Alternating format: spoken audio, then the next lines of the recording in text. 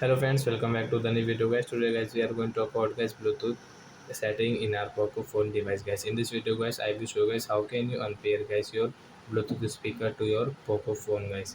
Guys you have paid guys any Bluetooth speaker and guys you want to unpair. So guys how can you unpair? In this video guys I will show you.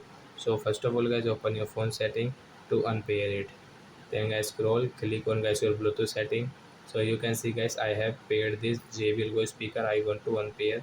So guys right side tap here. Then guys you can see guys unpair option. And guys you want to rename this name. So guys you can rename guys your speaker name here from here. And guys you can see this unpair option. So I will tap here to unpair. Then guys I cannot use guys. I will off it.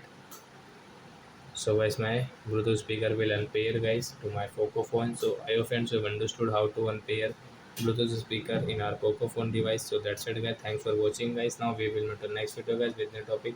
Before going guys, please go and like my video, subscribe my channel. Bye bye friends.